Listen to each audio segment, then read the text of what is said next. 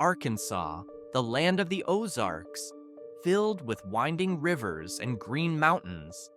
Everyone who has visited this state would agree on one thing. It offers more than just natural beauty. Often hidden, traces of once bustling small towns remain, built with hope, then slowly fading with time. Some are now silent and deserted, while others still fight to avoid being lost in deep silence. Yes, these are the stories of small towns in Arkansas, from ghost towns to those still clinging to life.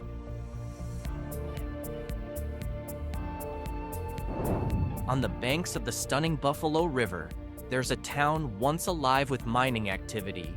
It's called Rush, and it was known as the largest zinc hub in Arkansas. In the early 1900s, thousands of miners arrived, building homes, bars, and shops that made it feel like a hopeful frontier town. But when World War I ended, zinc prices dropped sharply. Gradually, the machines fell silent, the lights went out, and Rush was left behind. Now, broken buildings still stand among the trees, preserved as part of the Buffalo National River. Seeing Rush today is like opening a window to a quiet past. Because of its historical value and location, the site is open to visitors and has become fairly popular. You can explore the Rush Historic District to see abandoned mines, factory ruins, and old homes, while enjoying the beautiful surrounding views.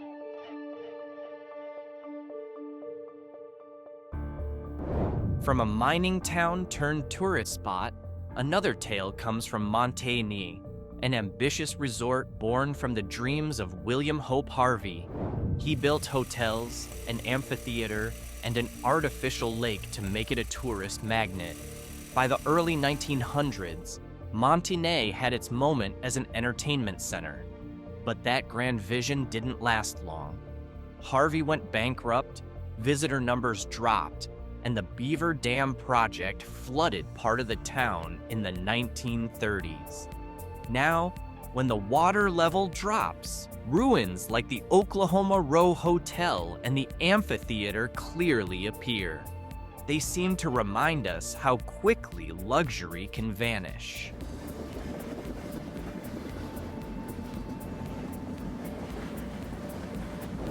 Next, we have the ghost town of Graysonia.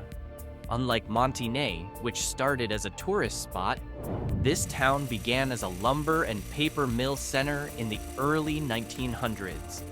Named after its founder, William Grayson, it quickly grew with a large mill employing hundreds of people, especially when lumber demand surged during World War I.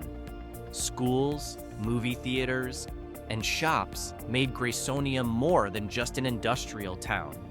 But when the mill shut down, the town faced a breaking point. By the 1970s, the population dropped, people left, businesses died, and slowly Graysonia disappeared from the map. Now, only stories, ruins, and memories remain.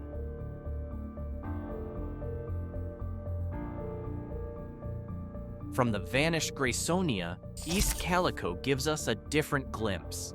A dead town, but revived as a place to learn history. How did that happen? In Izard County, a small part of Calico Rock known as East Calico used to be a commercial and transport hub. It was full of shops, warehouses, and homes. But when trade routes shifted, the area was gradually abandoned. Things got worse after a major fire in 1923 destroyed dozens of buildings. Wooden homes and brick structures were left empty, silently witnessing the past. Yet interestingly, East Calico was turned into a historical tourist attraction. Its old alleys are visited almost every year by tourists wanting to see real traces of a small town that lost its pulse.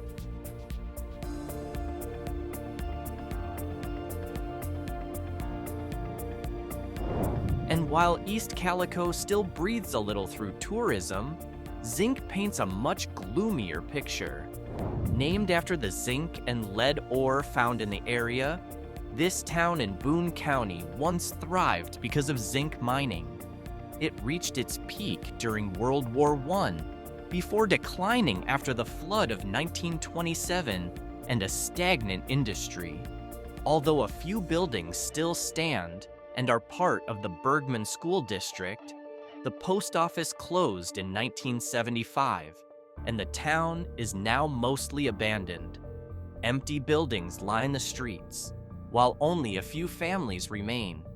The silence has led many to see Zinc as a modern-day ghost town, not entirely dead, but no longer truly alive either. Ironically, Zinc has recently become known not for its mining history, but for its negative reputation as one of the most racist towns in America. What do you think?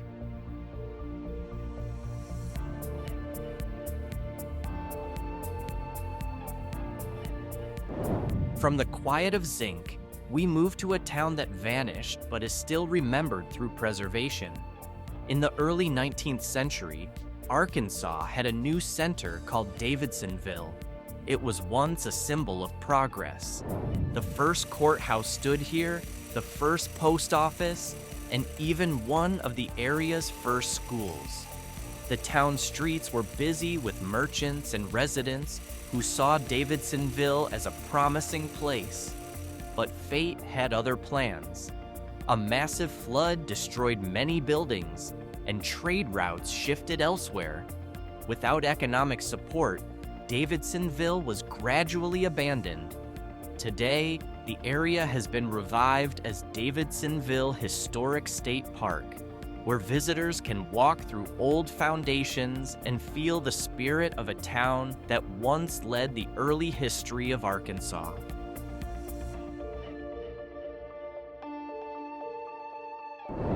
But there's a town in even worse shape than Davidsonville. That town is Bruno, a fading reminder of lost glory deep in the Ozark Mountains. Founded in the late 18th century, this small town once thrived thanks to local industry and timber production. But by the mid-20th century, Bruno's fortunes had turned. Like many rural towns across America, it was overwhelmed by economic shifts and population migration. Natural resources dwindled and job opportunities became scarce. One by one, residents began to leave, searching for better lives elsewhere. Shops closed, buildings were abandoned, and silence took over. Today, Bruno, with a population that's nearly vanished, has largely become a ghost town, surrounded by aging wooden structures and echoes of what used to be.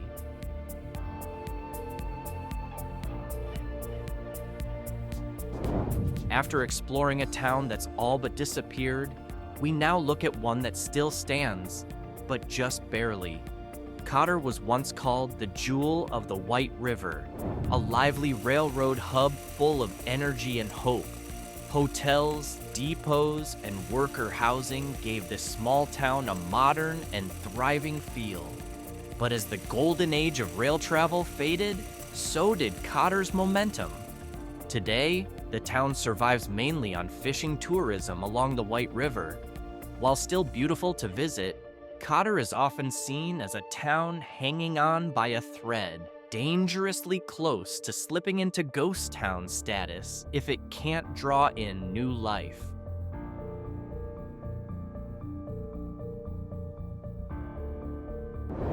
Meanwhile, over in Izard County, there's Calico Rock, the main town behind the now lifeless East Calico. Unlike its abandoned counterpart, Calico Rock still has a heartbeat, though it's faint. The town's main street tells the story. Long closed shops, empty buildings, and a local economy that feels frozen in time. Still, a handful of businesses manage to survive, especially those tied to river tourism and recreation. Locals do what they can to keep the town alive, though the signs of decline are hard to miss. Without fresh economic momentum, Calico Rock could very well follow in East Calico's footsteps, becoming a town of nothing more than ruins and forgotten walls.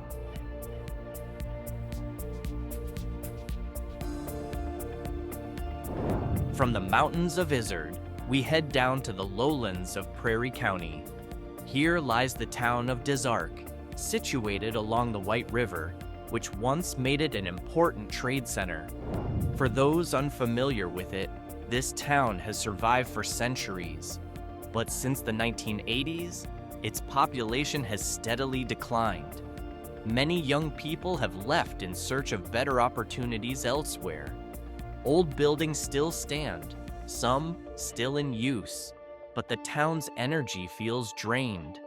While Ozarks hasn't become a ghost town just yet, it's slowly showing signs of heading in that direction. It stands as a symbol of an old town worn down by time, where the river that once brought prosperity is no longer enough to sustain it.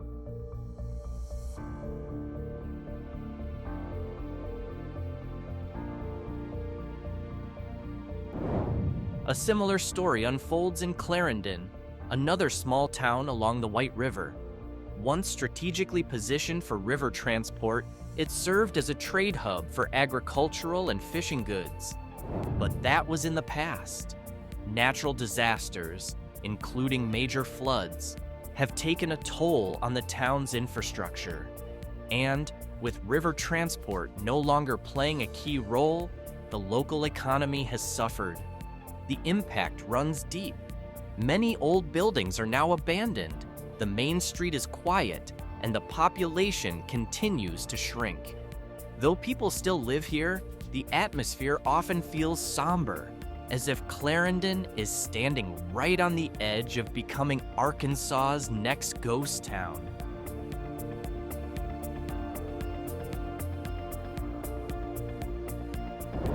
And the same kind of quiet is creeping into this town too. It's called Bradley. Behind its small town sign lies a place that feels almost asleep. The population is just a few hundred and continues to decline year after year. Local grocery stores rarely open, and the once busy school now shows rows of empty desks. The main road sees little more than the occasional truck or local car. The remaining residents all know each other, living off small-scale farming and the few shops that still open from time to time. It's so peaceful here, it sometimes feels like time itself has slowed down. Without new economic opportunities or the return of a younger generation, Bradley risks shifting from a quiet town into one that's completely abandoned.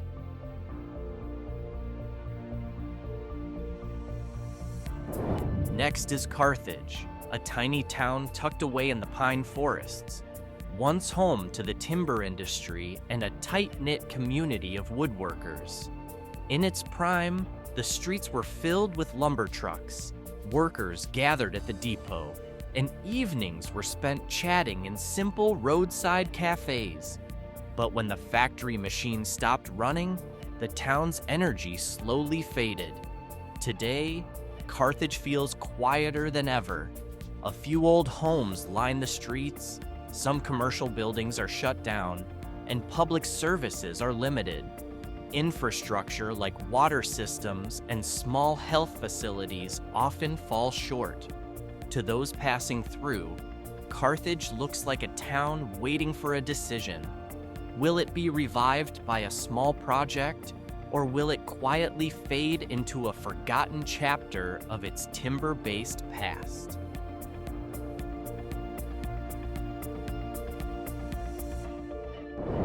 From the forest to the Delta Plains, Eudora tells a story of more dramatic change. It's not just about extreme weather. Eudora was once a lively town, a local center of services and agriculture in Chillicothe County. But now, empty homes and shuttered shops line its main road. Birth rates have dropped, young people have moved to the cities for work, and the local economy has lost many of its small business owners. Signs of community life still remain. Churches still hold services, there's the occasional small market, and local bulletin boards still share neighborhood news. Yet, the overall mood feels heavy with loss. A community trying to hold on while waves of urbanization and industrialized farming steadily erode Eudora's heartbeat.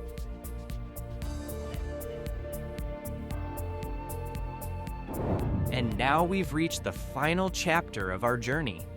To close it out, let's look at cotton plant, a name that echoes the deep legacy of cotton in this country's history. Once, cotton fields supported entire families, warehouses buzzed with activity, and the train station was busy hauling harvests. But change was inevitable. The shift to mechanized farming wiped out jobs, young people left, and the local economy shrank. Today, the main road is often quiet. Rows of old shops are shuttered, and former cotton warehouses stand as silent reminders of what used to be. Though there are still small efforts from residents to preserve the community, cotton plant clearly reflects a pattern we've seen many times. When a town relies on a single economic lifeline, and that lifeline collapses, it faces a tough choice: adapt or slowly be left behind.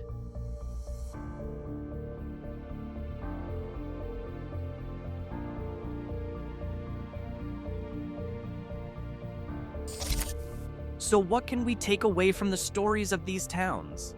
At the very least, their journeys act as mirrors. On one side, they preserve the nostalgia of the past, and on the other, they remind us of how fragile a community can become when it fails to adapt. Though many of these places now stand quiet, every corner, every aging building, and every trace left behind still holds value, whether as historical heritage, tourist destinations, or simply as lessons in resilience. In the end, even towns labeled as ghost towns aren't truly gone. They live on in memory, in the stories of those who once called them home, and in the ever-changing landscape of Arkansas. And for those of us who visit, whether to see ghost towns or those still holding on, it's a powerful way to honor the long journey of a community and to understand just how quickly time can change the face of a town.